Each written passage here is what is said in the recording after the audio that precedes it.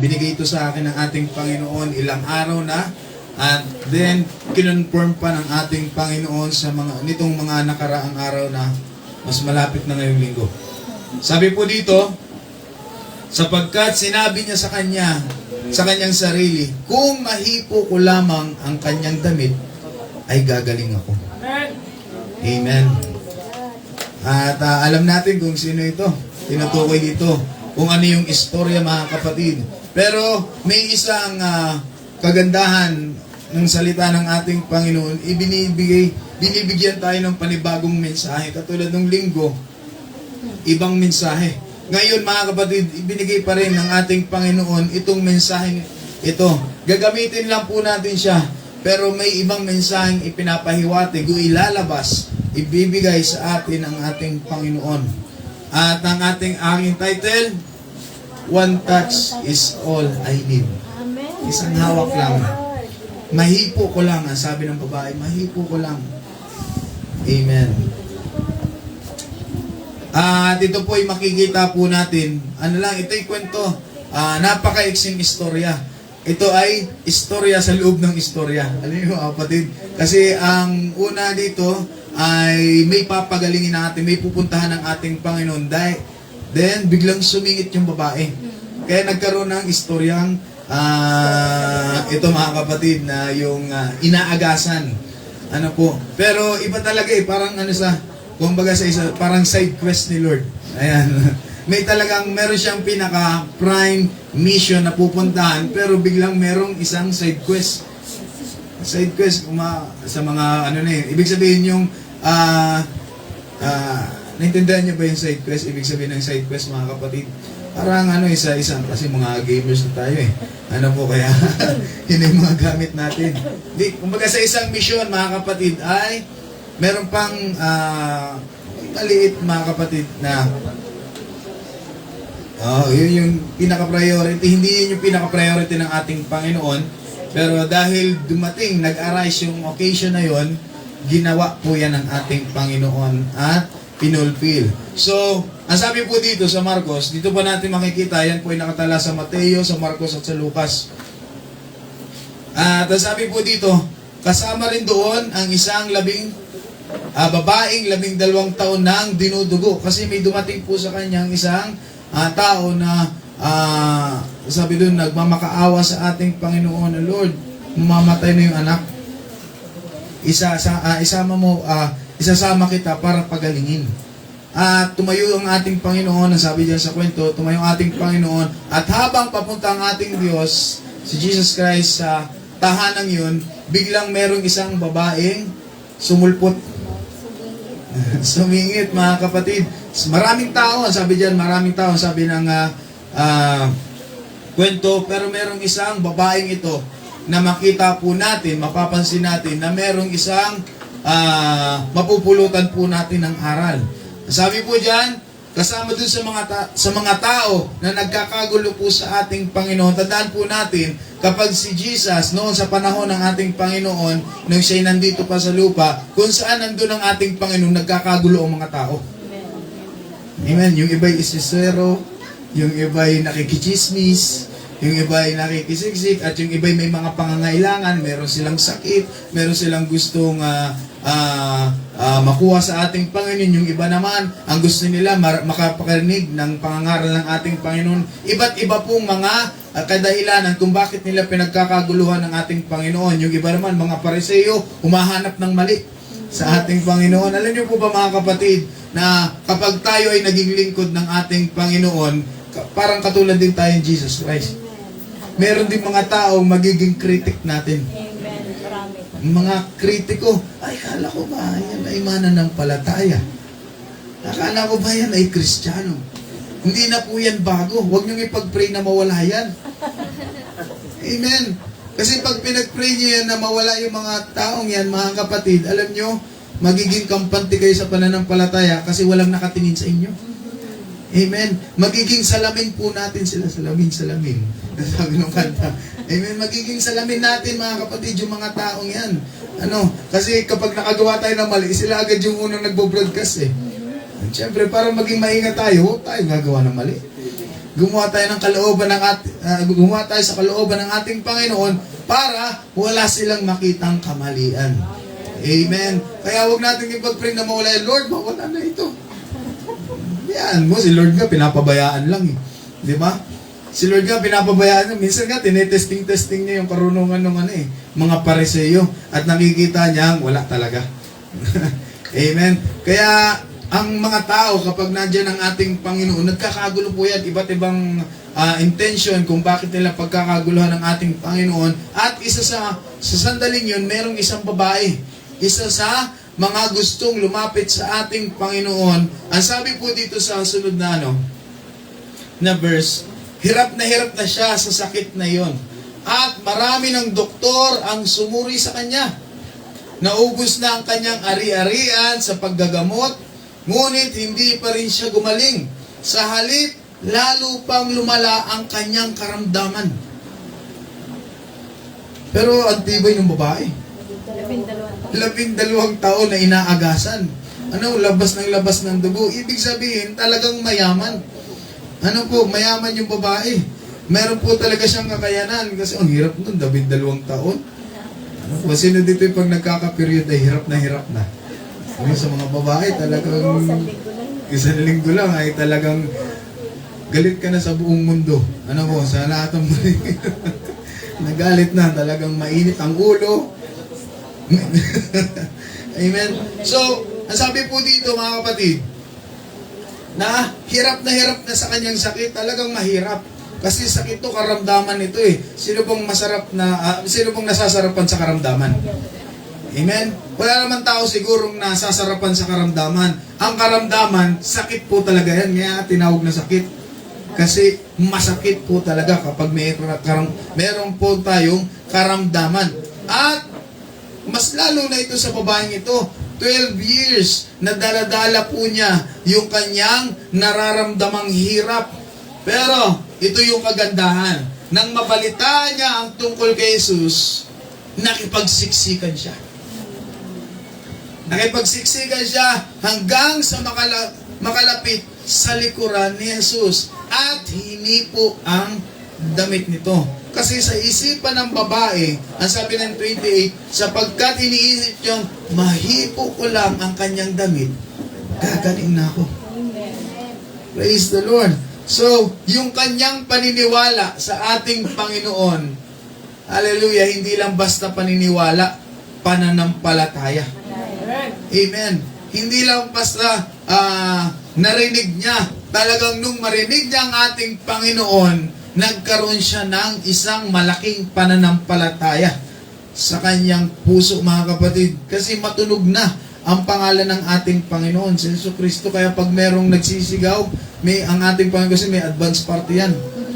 At meron din mga tao na nasiga na dito si Kristo. Si Jesu Cristo, yung taga Nazaret. Lalabas na yung mga kapatid, yung mga may sakit, kasi alam nila na ang ating Panginoon na pinaglilingkuran ay nagpapagaling.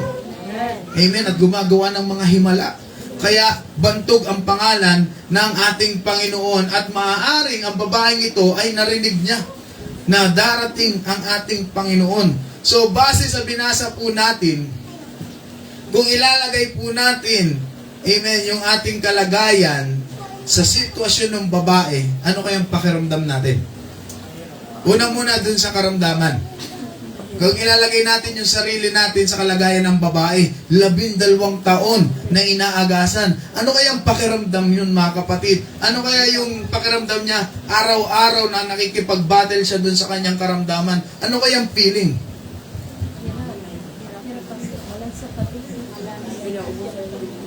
Ano po? Anong pakiramdam? Sa mga lalaki kasi, ang hirap namin i-imagine. Kami kasi yung nasasabugan ng galit. No? Kami nasasabugan ng galit. Pero sa mga babae, talagang yan eh. Ramdam na ramdam nyo po yan. Ano po? Yung talagang yung nagka-cramps, yung sinasabi nila, yung talagang kahit gusto mong tumawa, hindi ka makatawa. Ano po? Nagagalit ka nang wala namang kinakagalitan. Yung mahirap eh. Yung gusto mong magalit na wala kang kinakagalitan.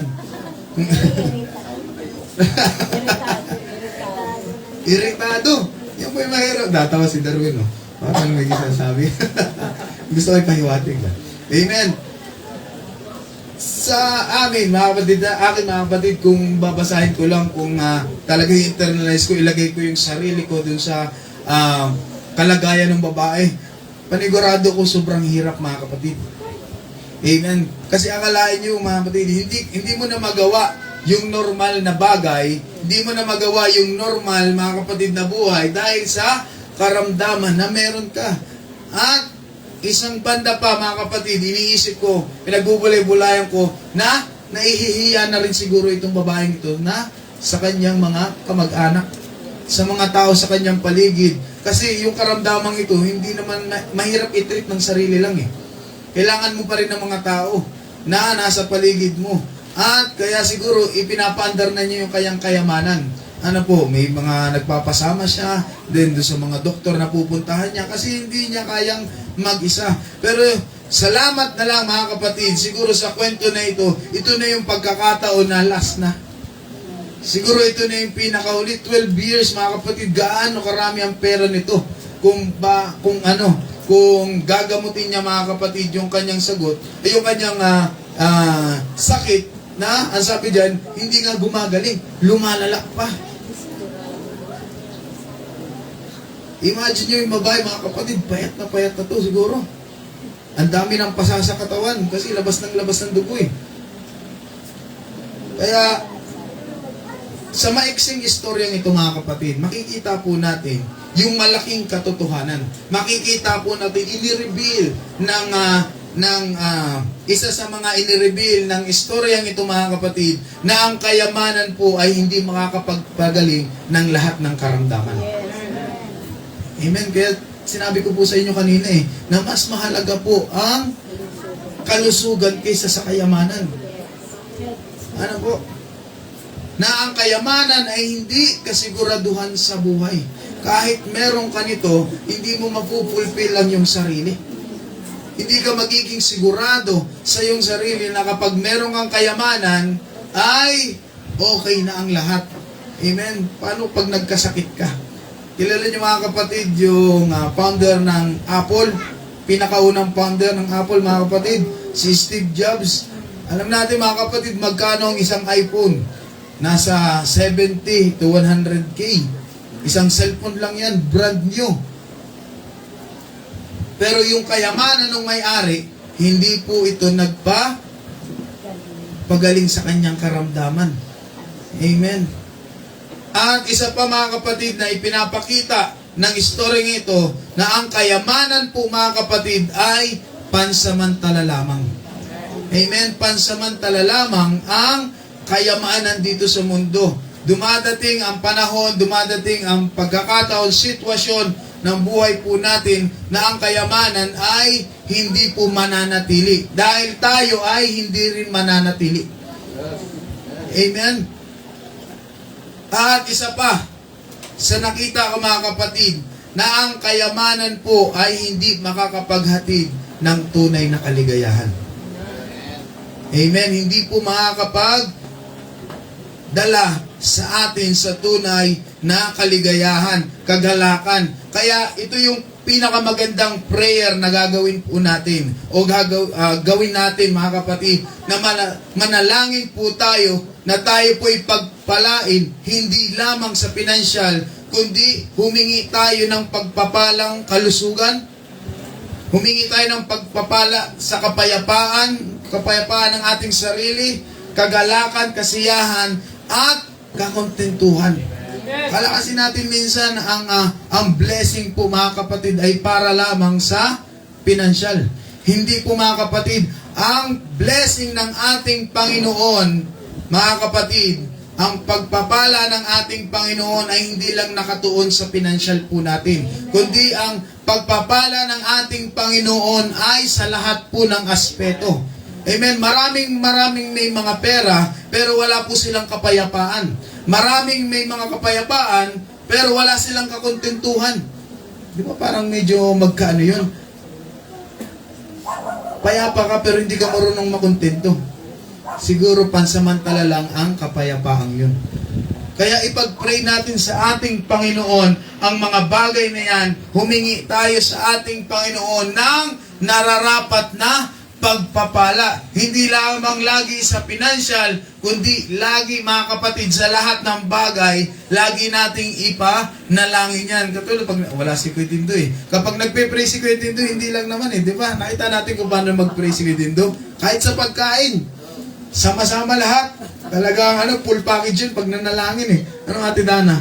Full package yan si Kuya Dindo pag nanalangin. Lahat ipinagpe-pray. Isa yun sa isa yun mga kapatid. Kaya hindi ko naman sinasaway kasi tama naman. Amen, nag-pray ka na rin naman. Isama mo na lahat. Sabi nga, be specific Amen, kaya pinag-pray niya. Sige, okay din. Ano po? Kaya sa atin mga kapatid, ang sabi ng Biblia, ano po? Lucas chapter 16 verse 13. Walang aliping maaaring maglingkod sa dalawang Panginoon sapagkat kamumuhian niya ang isa at iibigin ang ikalawa. Paglilingkuran ng tapat ang isa at hahamakin ang ikalawa. Hindi kayo maaaring maglingkod sa Diyos at sa kayamanan. Amen? Kaya tingnan natin kung ano yung pinapriority natin sa ating buhay. Amen. At yung kayamanan yan, hindi lang yan yung sinasabi ng kayamanan. Ang sabi sa Amplified Version, mga kapatid, yung possession natin, yung fame natin, yung status na meron po tayo, o anumang mas mahalaga pa, pinapahalagahan pa natin sa ating Panginoon. Marami po kasi tayong bagay, minsan na hindi natin nababantayan, na marami pala tayong mas pinapahalagahan pa kaysa sa ating Panginoon. Kasi akala natin, ang sabi ng Biblia, pera lang. Ang sabi sa English, mammon. Yung panglamon. Mammon, mga kapatid. Pero ang sabi po dito sa Biblia, mga kapatid, hindi lang pala about money. Kundi, meron din pong mga possession. Ano ba yung meron kayo? Si Brother Eddie, may sinasabi kanina ng bagong anak. Hindi niya sinabi kung kung baboy ba o manok. Hindi kong akala ko nga nanganak yung asawa. Nung sinabi niya kanina 10, ay hindi asawa yun. Hindi nilinaw Ano po? Yan, possession din po yan mga kapatid. Marami pong mananampalataya na nakukuha ng possession po nila na mas nagiging mas mahalaga yung mga bagay na meron po sila na naisasantabi po nila ang kanilang pananampalataya. Naiisantabi po ang kanilang mga obligasyon sa harapan po ng ating Panginoon na pumapasok po pala yan mga kapatid na mas nagiging mas mahalaga pala yung mga yun kaysa sa ating Panginoon. Na yan po ang umaagaw ng posisyon ng ating Panginoon sa buhay po natin.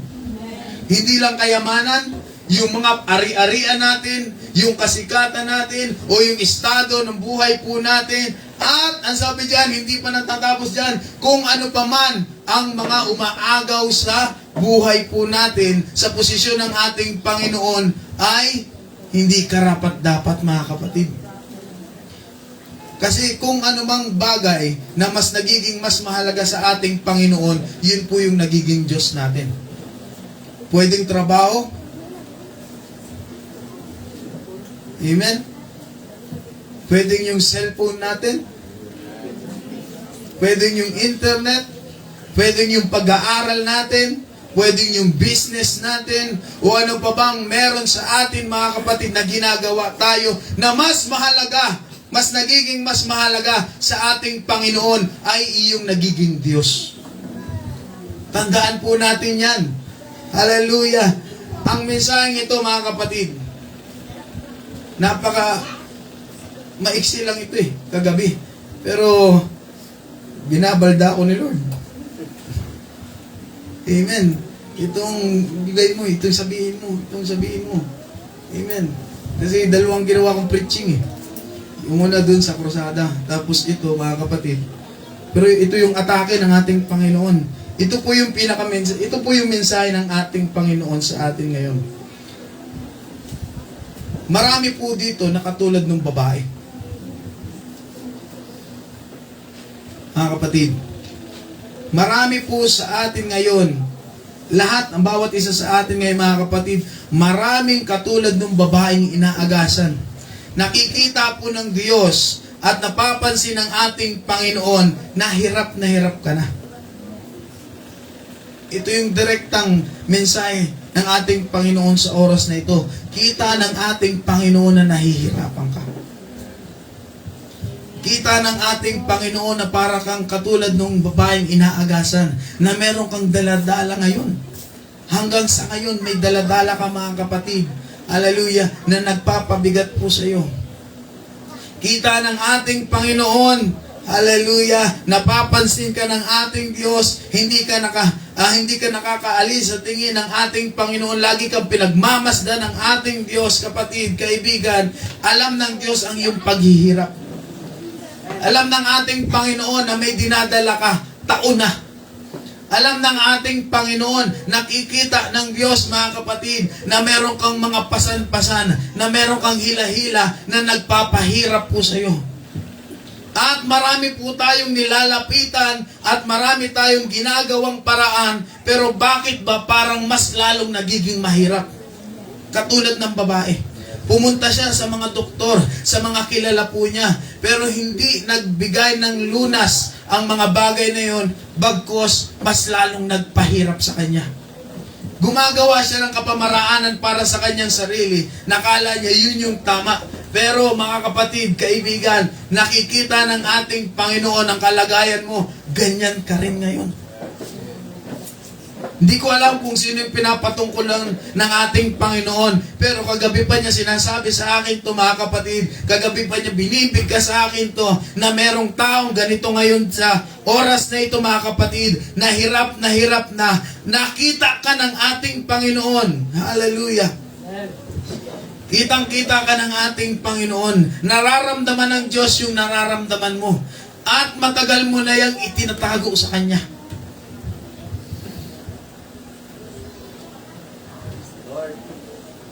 Sa ginagawa mong yan, kita ng ating Panginoon na parang nauubos ka na.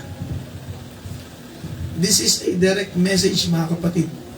Galing sa ating Panginoon. Di ko alam kung bakit ibinigay ito sa atin ng ating Diyos. Hallelujah. Pero gustong mangusap ng ating Panginoon sa oras na ito. Hallelujah. Na ang lahat ng iyong paghihirap, na ang lahat ng iyong bitbitin, ilang taon na, ay nakikita ng ating Panginoon. Nag-aantay lang ang ating Diyos na ibigay mo yan sa Kanya. Kita ni Lord, nauubos ka na. You are drained. Talagang emptied. Hallelujah. At sa ginagawa mo yan, sa itinatago mo sa ating Panginoon, sa hindi mo binibigay sa ating Panginoon, yung pakiramdam, hallelujah, na pagod at hirap na hirap, hallelujah, ay nagre-resulta sa pag-iisip mong gusto mo nang tumigil.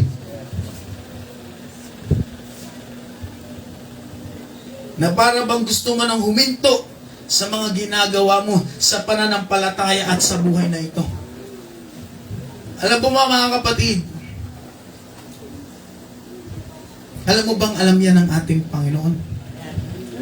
Yang laman ng puso mo, kahit hindi ka umiimik, kahit hindi mo ino-open sa iyong mga kapatid, kahit hindi mo ino-open mga kapatid sa mga tao, kita ng ating Panginoon ang laman ng iyong puso.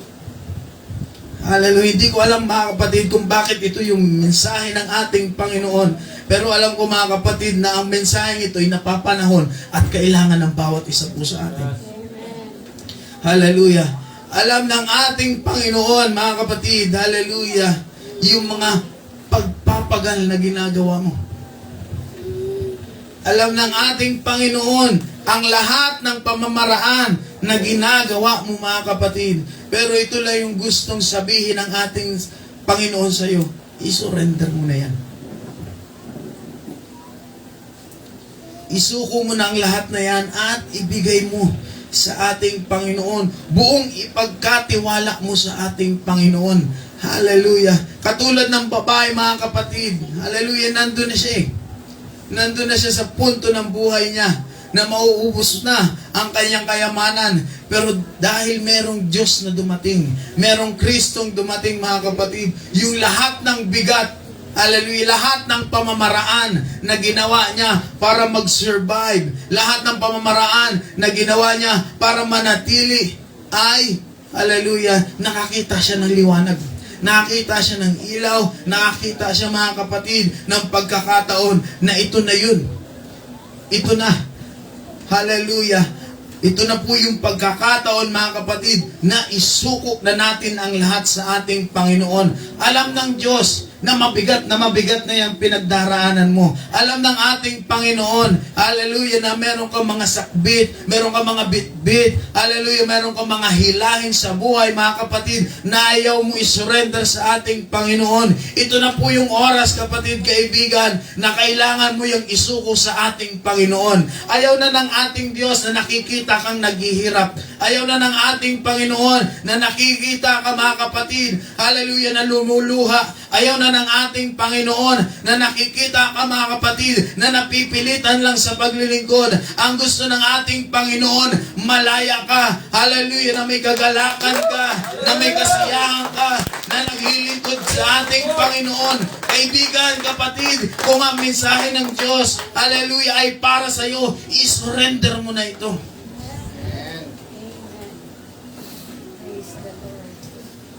Nagmamatigas kasi tayo mga kapatid. Hindi natin kaya lahat. Base sa ating kapamaraanan, hindi natin kaya lahat.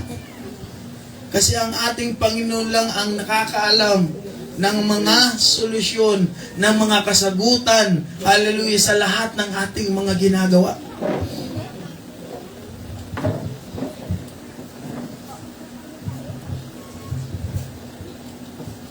Ang ginawa ng babae, mga kapatid, bagamat siya'y hirap na, wala siyang lakas, pero nakipagsiksikan siya. Dahil sa isip niya, mga kapatid, mahawakan lang ang laylayan ng ating Panginoon, ay gagaling na siya. Ngayon, mga kapatid, sa sitwasyon ng pananampalataya natin, alam kong pagod ka na. Alam kong nahihirapan ka na. Alam ng Diyos, mga kapatid, nakikita ng ating Panginoon na hirap ka na pagod ka na. Pero ito ang gusto, mga kapatid, sabihin ng ating Panginoon, hallelujah, lumaban ka. Hallelujah. Gawin mo ang nararapat sa harapan po ng ating Panginoon. Hallelujah. Kahit ang pakiramdam mo, mga kapatid, hallelujah, ay bagsak ka na. Hallelujah. Kahit ang nakikita mo, mga kapatid, sa sarili mo, hallelujah, ay hindi mo na mak-reach, hindi mo na makuha, hallelujah, hindi mo na mahawakan ang presensya ng ating Panginoon. Hallelujah. Ito yung kailangan nating gawin na katulad na ginawa ng babae. Nagdesisyon po siya. Kahit ito na yung kanyang huling lakas, nagdesisyon ng babae, hallelujah, na mahawakan ko lang ang laylayan, hallelujah, ng damit ng ating Panginoon, gagaling ako.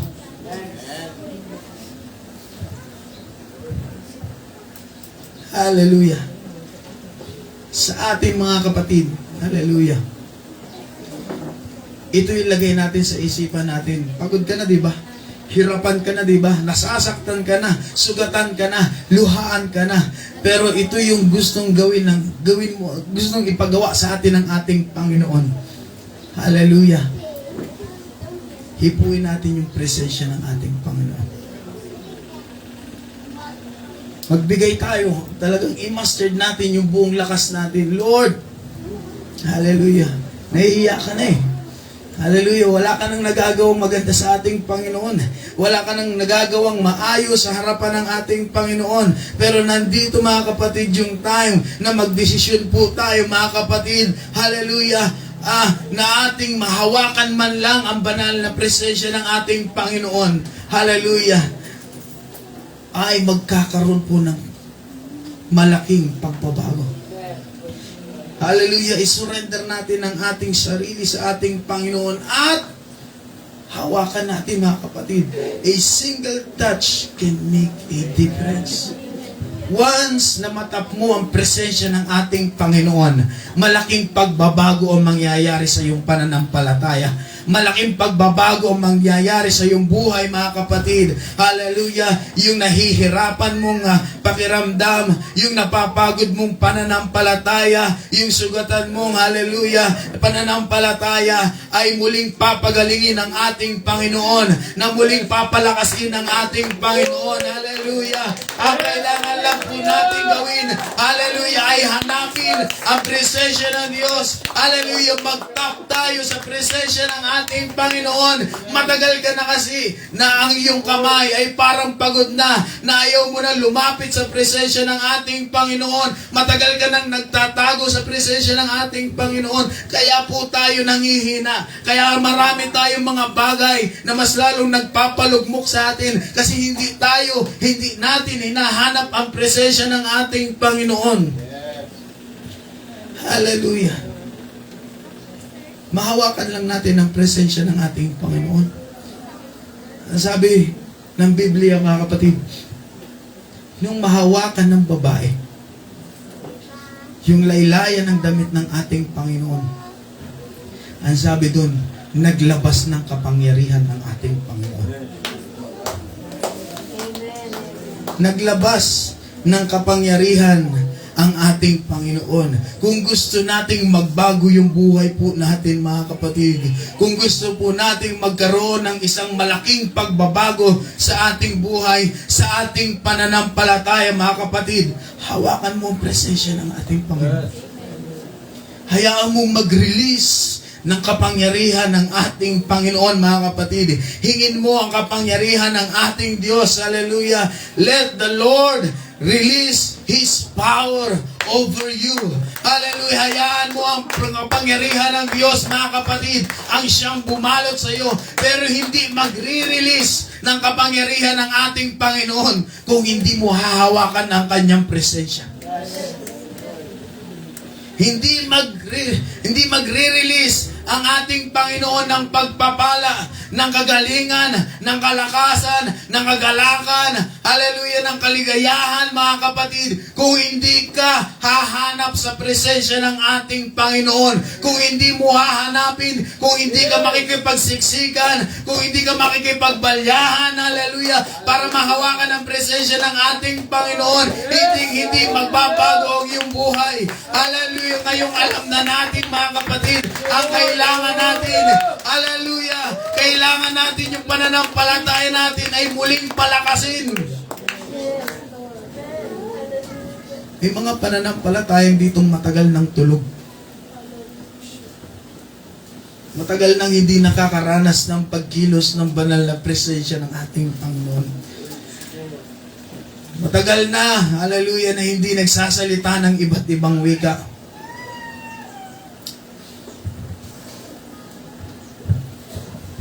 Pero hingi tayo ng hingi ng prayer sa ating Panginoon.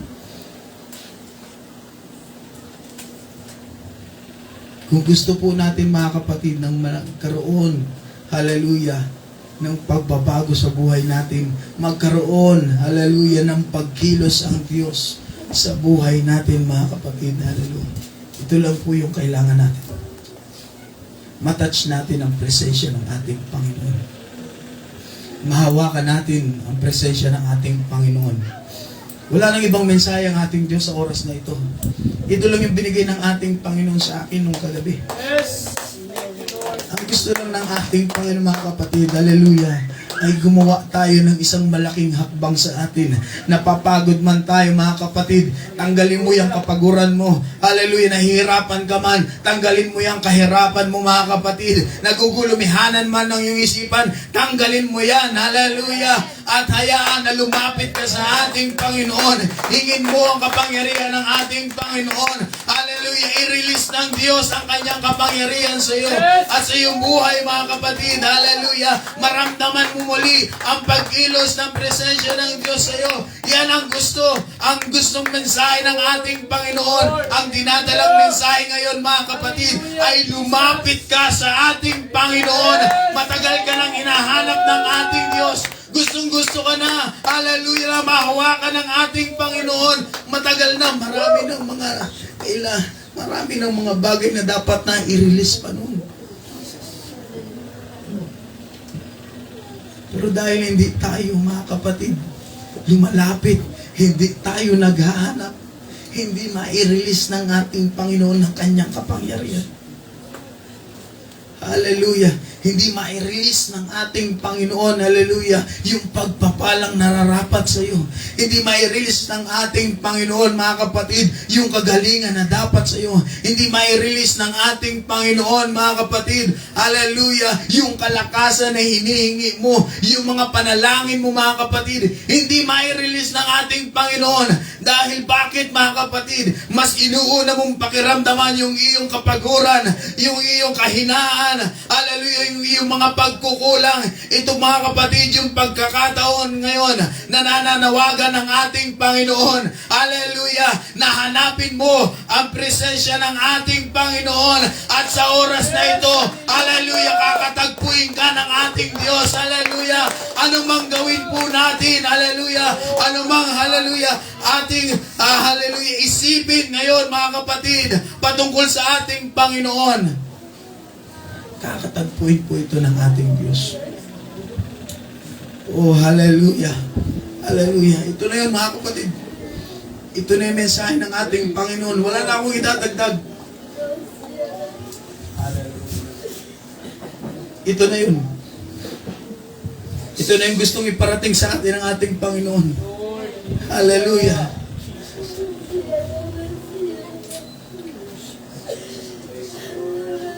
Hallelujah, Lord God. Hallelujah. Jesus. Ito na yung kapatid. Hallelujah. Pinakabuod ng mensahe sa oras na ito. Lord, hallelujah, Jesus. Magpumilit po tayo, mga kapatid, na mahawakan natin sa oras na ito ang presensya ng ating Panginoon.